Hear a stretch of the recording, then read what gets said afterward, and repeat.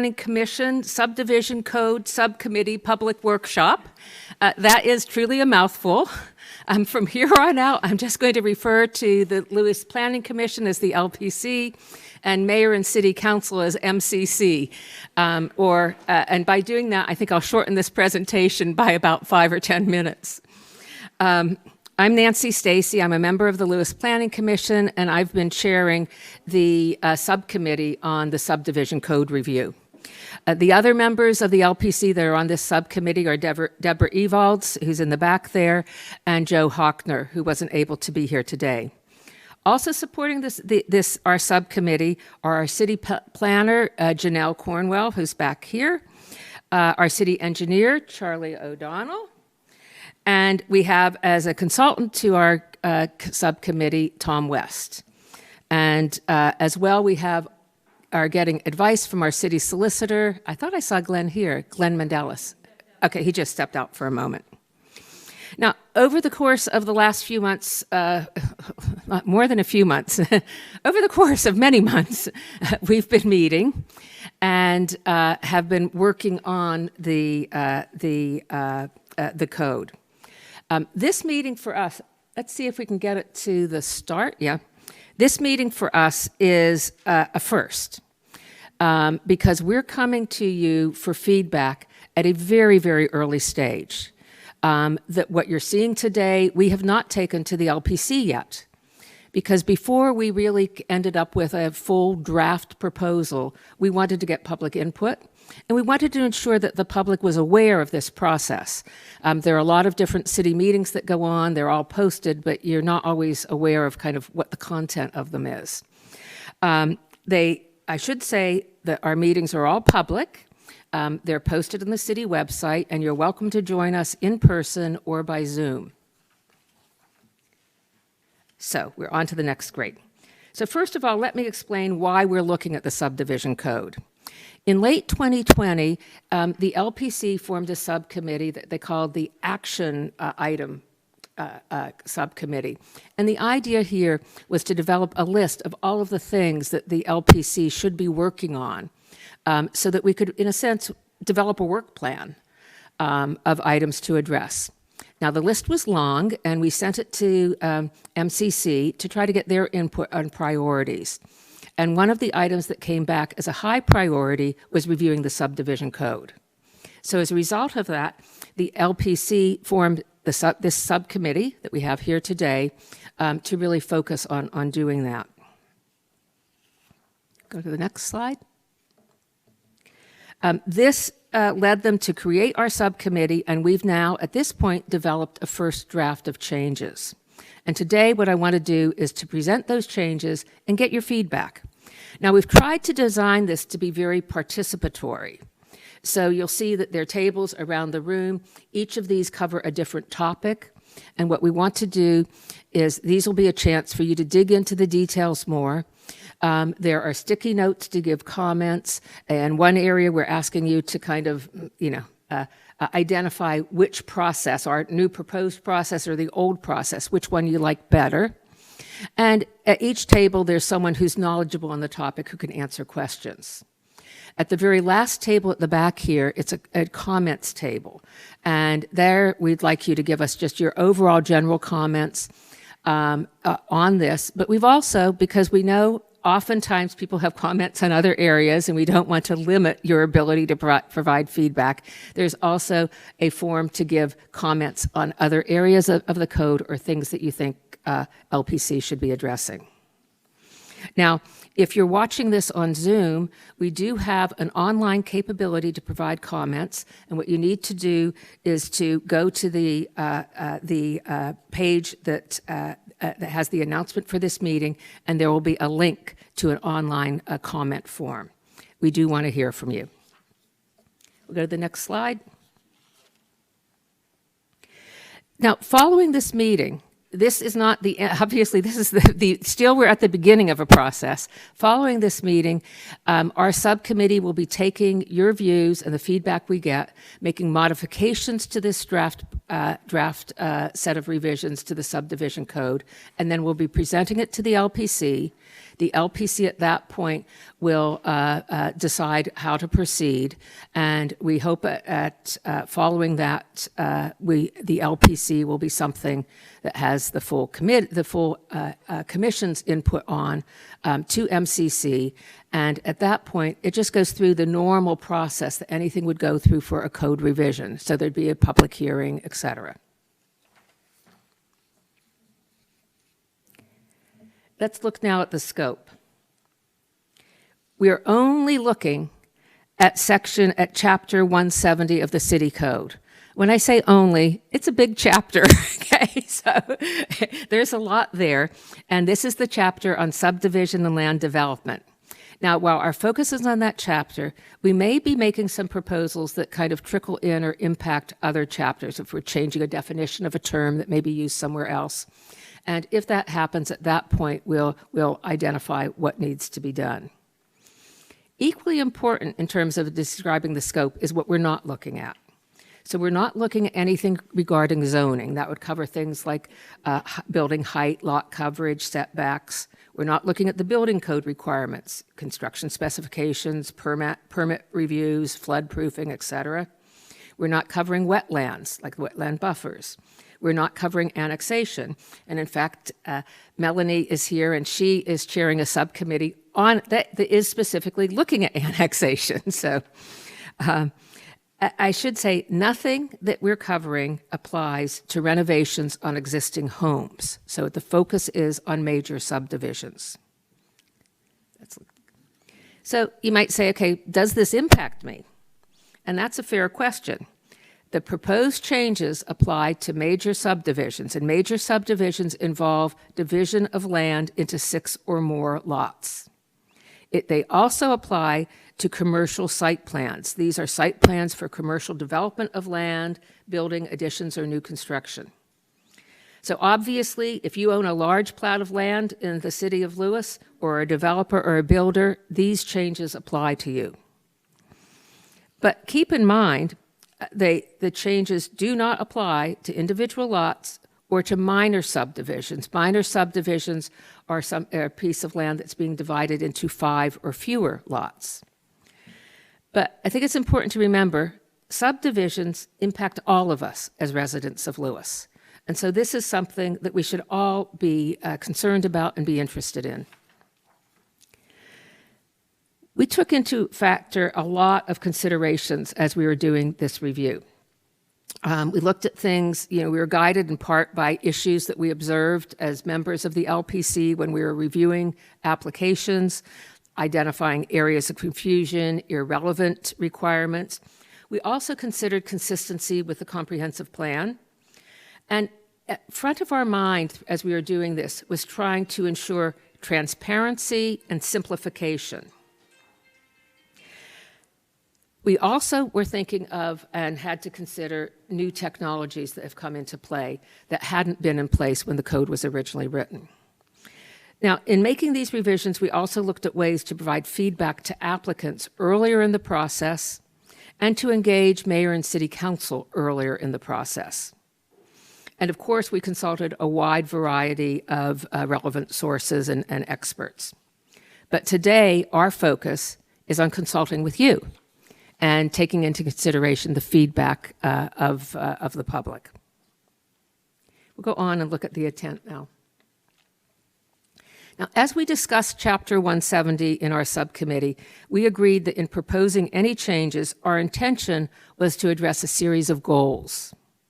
One is to make the subdivision review process more transparent and user-friendly for everyone. Another is to eliminate non-value added requirements. I mean, one requirement that is in the books is a requirement to provide, I can't remember the exact number, but it's a large number of paper copies, 5 here from Deborah. And in today's world with electronic versions, I mean, you don't need 5 copies of everything. We also look to update the code to reflect new titles and new terms and new commissions or committees that had been set up by the city.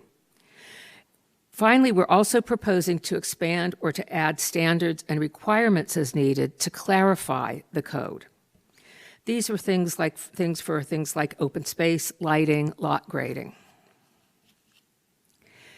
Now, one of the big areas of change is we have decided that we needed to reorganize Article 4, and this is the article that contains the design standards.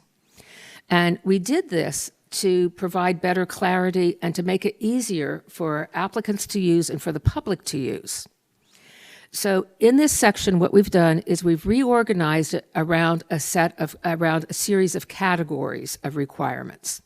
And for each category, we describe the intent of the requirements in that category. Think of these as, the purpose of having the standards or statements there. Then we describe a set of standards. These are provisions that shall be met by any applicant. And then we describe a series of guidelines.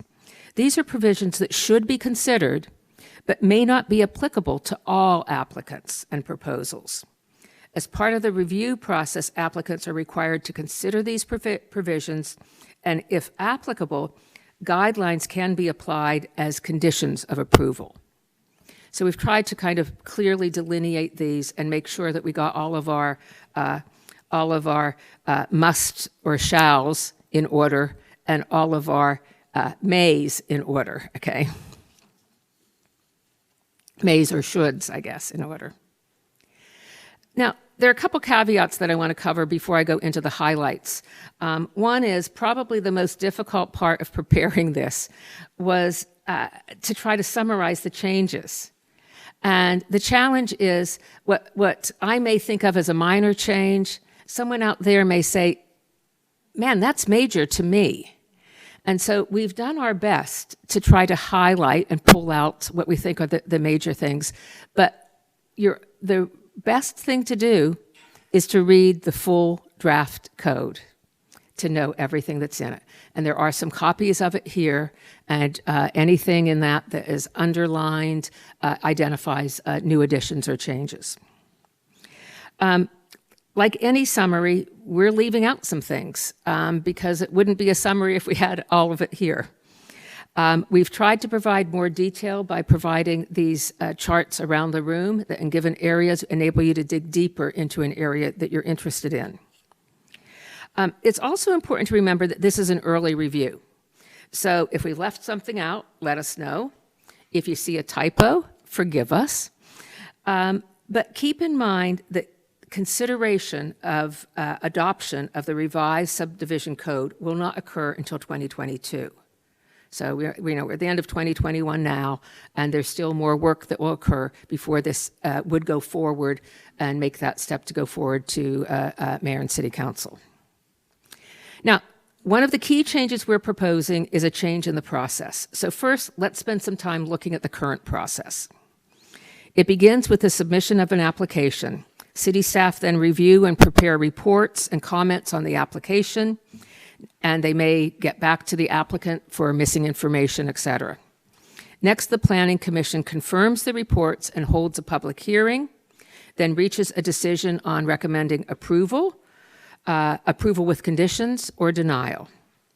And that stage is currently called preliminary consent. The applicant then seeks agency approvals. This means going to places like DelDOT, DENREC, the fire commissioner, to get approval for the plan. It's then sent to, it's reviewed again by the LPC and then sent to MCC for review. And another public meeting is held. The MCC then makes a final decision and can add or change the conditions placed on the application. Now, there are several issues that we identified with the current process. The first is at that very early stage of the application being submitted and reports being compiled, oftentimes there's missing information, folks haven't understood exactly what's required, and there's some cycling around there. The other thing that happens at that very early stage is homeowners within 100 feet of the application receive notification. And many call in to find out, want to get more information on it. But at that stage, We don't know when a public hearing would be, and there isn't actually even a full application or information to share. And this causes, I think, frustration on all sides for city employees who can't answer questions to someone's satisfaction, and to residents who want information and aren't getting it.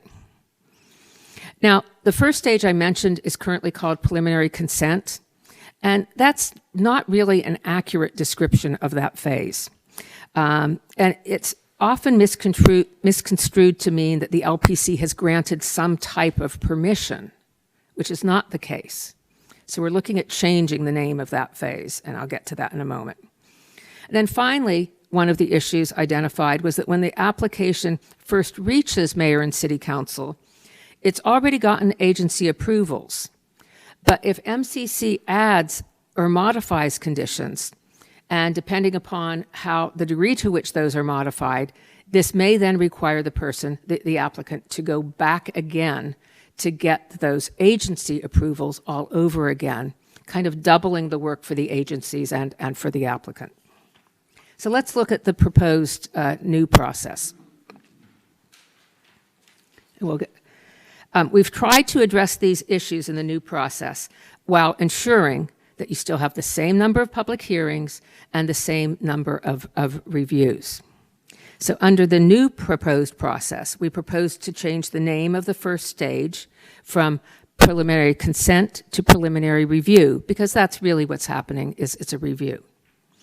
We've planned to require a pre-application meeting with city staff to ensure that all requirements are understood and to answer any questions at that early stage, so that hopefully we will get more complete applications in. We also are proposing to offer an optional pre-submittal meeting with the LPC, and this would be a meeting at which a developer could discuss a high-level conceptual plan. So there'd be no requirements in terms of, what's drawn out or anything. It's really to discuss ideas. And like all LPC meetings, that would be a public meeting. Next, there would be a presentation of the application to the LPC, again, public, followed by a public hearing. The LPC would then go through the normal process of making a recommendation to the MCC, identifying any conditions that they think should be applied, etc. Now, the next stage, though, would be that it would go to the MCC, who would hold a public hearing and reach their decision on the preliminary plan and on any suggested or on any modifying conditions or proposals. Note that under the new process, both the Planning Commission and Mayor and City Council would review an application at the preliminary stage. So it would only be after this stage that would go for agency approvals, and then would come back again to Mayor and City Council for review and final approval. So we've tried in this, and wherever there's a yellow star on the new proposed process, this indicates something that's new in it. We couldn't easily delete things, so we've just tried to highlight what's new in it. Now, you'll have a chance at the table back here to ask detailed questions on this, and we want to hear from you which process overall you think is better, and any comments or things you'd like modified or suggestions you have. Okay, let's move on to highlights. Now, first I'll go through this. This actually just summarizes what I've basically said, the highlights of what we're doing in terms of the changes to the process.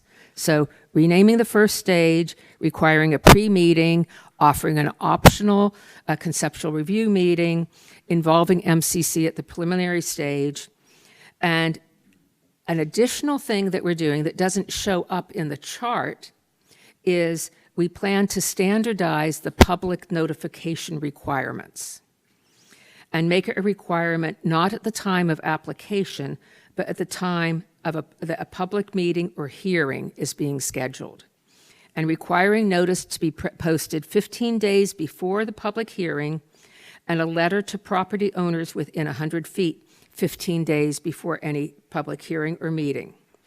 We also would require the applicant's materials that are going to be reviewed at any meeting to be submitted and posted 15 days before the meeting.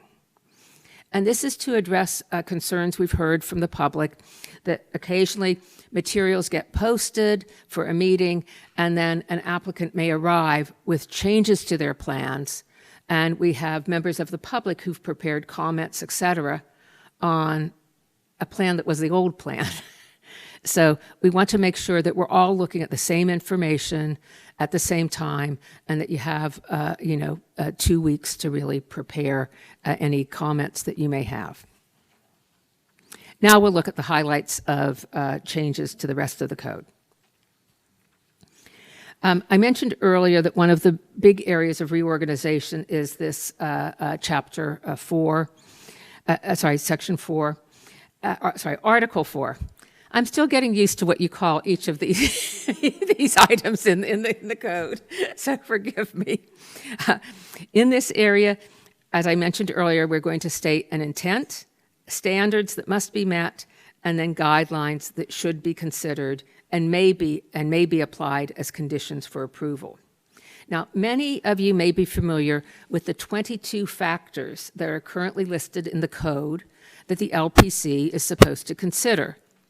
We've taken those 22 factors, and instead of having them as just a list of high-level factors with not a lot of detail around what they mean, we've taken them and we've inserted them into this new structure so that they'll appear as standards or guidelines. And at the table that Tom is sitting at, you'll see some charts, and each of these show where each of these, of the 22 factors, is reflected in the new proposed code. So if you have something that's particularly been important to you, you can kind of see where it's got to. Now, we did this for all but 2 of them. And the 2 that we didn't map over, one was a factor to require job creation.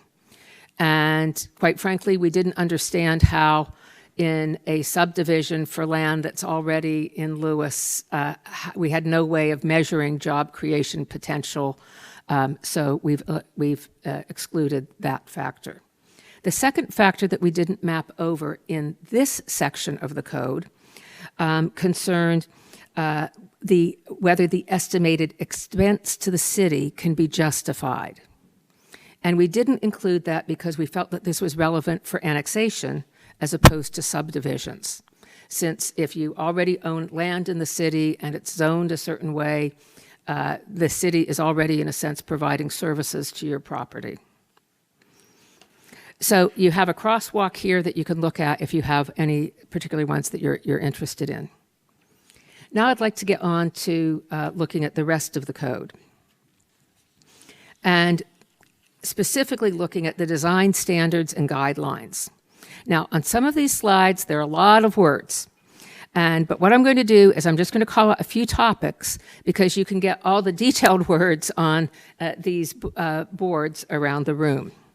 So beginning with site design and site suitability, I'm going to try to highlight just a few examples of changes, or in some cases, kind of what we were focusing on in terms of changes. So in terms of site design and site suitability, examples of changes in site design include orienting buildings towards the street or common areas, ensuring that the design reflects privacy and solar access, and setting a proposed setback from the front of the building of 5 feet for garages. Examples of changes in site suitability include lot layout and building placement to minimize the impact on natural or historic features, wetlands, and the floodplain. I think we've lost our slides, but hopefully we'll get them back. So now let's look at lighting. The lighting section has been expanded. And we did this because there have been many changes in technology and knowledge about lighting since the code was last reviewed. So the code changes here, the proposed changes include setting revised standards for a required lighting plan for subdivisions, and requirements for light sources and the placement of lights to ensure safety and efficiency while at the same time limiting glare to adjacent properties and disruption to natural habitats and the nighttime sky. In terms of landscaping, the key changes include clarifying and increasing the requirements to be addressed in a landscaping plan. So we've added more requirements to what needs to be on the landscaping plan that's submitted.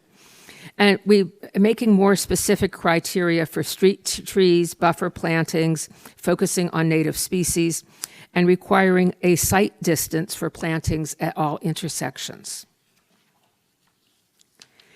Regarding open space, we've defined types of open space and set requirements for 20% open space with at least 40%, and that's 40% of that 20%. Just to be clear, if you start adding these up, you're going to come to a number way higher than 100.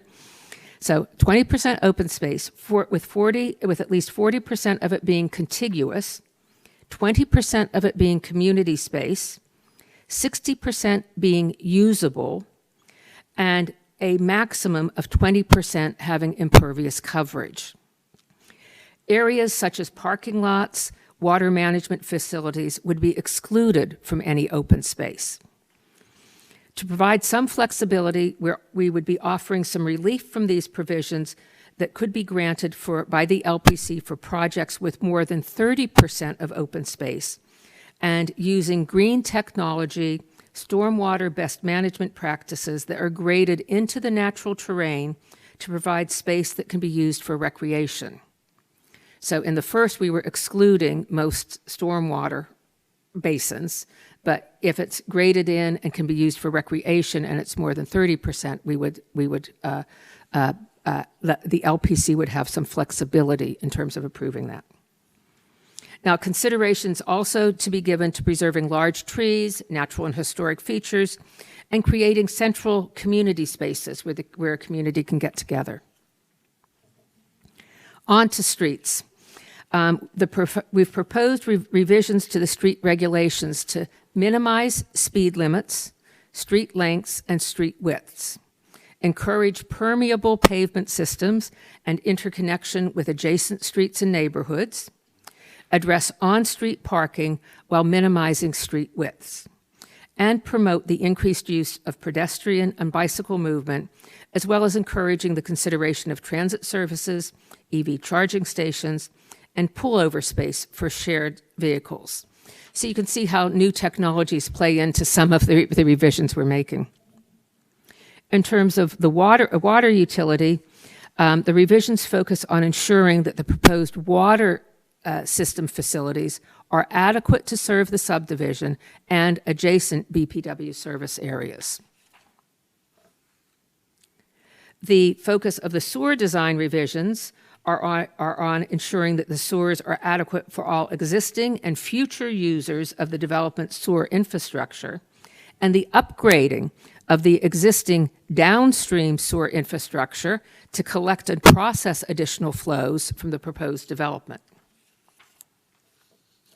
Now, proposed improvements to the stormwater code include a more conclusive design approach during the preliminary review phase, so there are more requirements to be looked at that phase, and the addition of standards to review the design and installation of lot grading plans and individual lot grading plans, and a general updating of the stormwater infrastructure standards to reflect current standards. In the electrical utility and other utilities section, the focus is on general improvements to the electric and other utilities code and requirements to consider sea level rise and its potential impact on critical infrastructure. So that's a lot, and when we're in the design standards, it's in a way it's all about the details because those are the standards that must be met. Now I'm turning to changes to definitions of words, and these typically appear at the beginning of the chapter. And so based on the changes we've made or proposing to make to the code, we've added many definitions in the chapter. And these especially concern new areas that have been expanded or added to the chapter, like lighting, open space, lot grading, landscaping, some changes to new definitions in streets and other. And then we've added some other sections from the code just because in some areas we found we were using terms that are used elsewhere in the code and are defined there, but we kind of had omitted them from the list of definitions at the beginning of this chapter. And we've edited some definitions. Now, we've also proposed a change to the enforcement section. And this change would mean that a code violation in this section of the code would no longer carry a criminal penalty of incarceration, and instead would involve fines. And we are still reviewing what those fines are, and that's still in process. We've also updated the titles of city staff and committees, and have made an edit to the description of the Joint Site Development Review Committee, which currently is formed whenever there is an application that's going to come to it. And we are suggesting that instead this committee be formed in January and in June, so that you have a committee that's kind of a standing committee and available for during those 6 months. It means that something that may come to them in 1 month and comes back 2 months later, you're not trying to re-identify a new committee, et cetera. Phew. Okay, that was a lot to cover. What we want to do now is get on to feedback. And so what we're going to do is at the table at the back that Deborah's sitting at, you'll see charts that show the two proposed, the current process and the proposed process. And they're dots, and we'd like you to put a dot next to which one you prefer. You can ask Deborah questions, and we're all available for questions. And if you have detailed comments, there's some stickies there, but there are comment sheets at the center table here with the pink boxes on them. The next table are the intent and standards, and Tom is here to answer your questions about those 22 factors, how they map over, what we've said in the code when we've mapped them over, okay? Behind me is Charlie and Josh from GMB, and they'll be covering streets and utilities, and again, the details are up on the boards, and there are stickies. The orange stickies are for utilities, and the yellow, whatever that color is of day-glow yellow, are for streets. And you can talk to them and post your comments on the white sheets behind.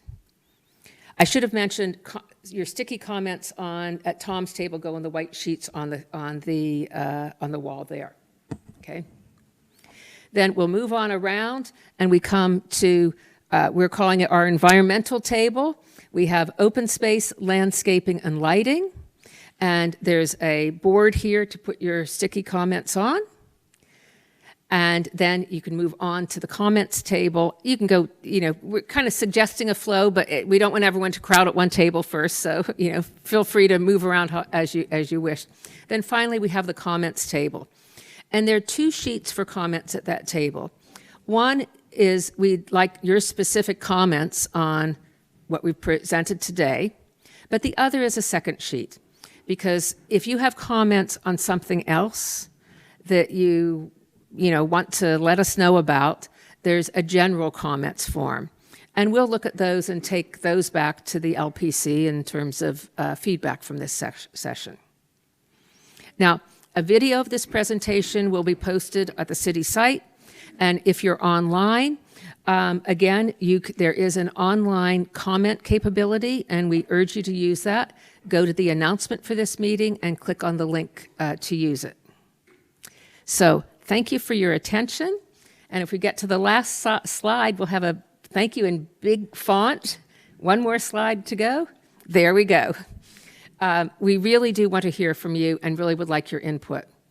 Now, we are going to be repeating the presentation at noon, and we have left this open until 1 p.m. because we think some people may want to come at lunchtime or something. So if you have friends or acquaintances that you think should come on out here, give them a call and tell them, be back at noon, you'll get the presentation, but come back anytime and you can walk around and give your feedback. Thank you very much.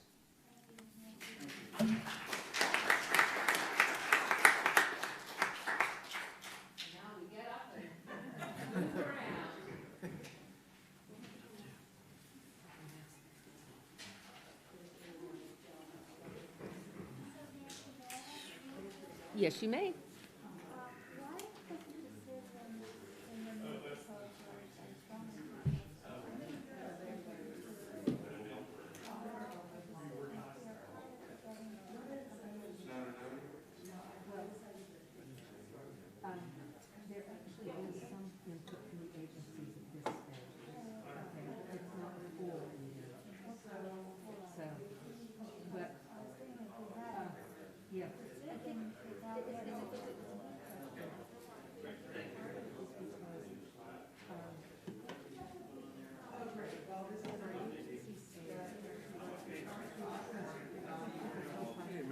I'm good. How are you? Good.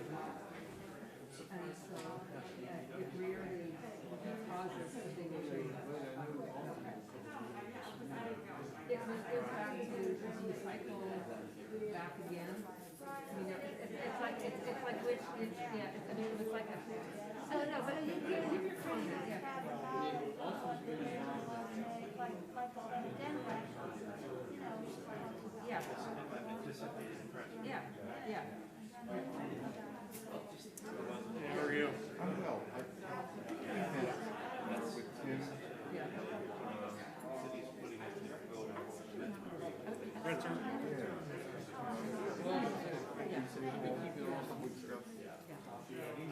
You may have met with Charlie? Ben Hearn, maybe? Maybe. That's it. That's it. Dennis Chandler.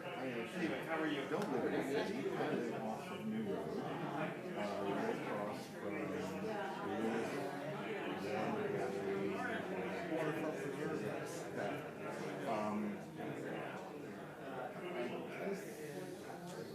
You guys are water. Yeah, we're both the city's engineer and Board of Public Works engineer. Okay. So utilities. Okay.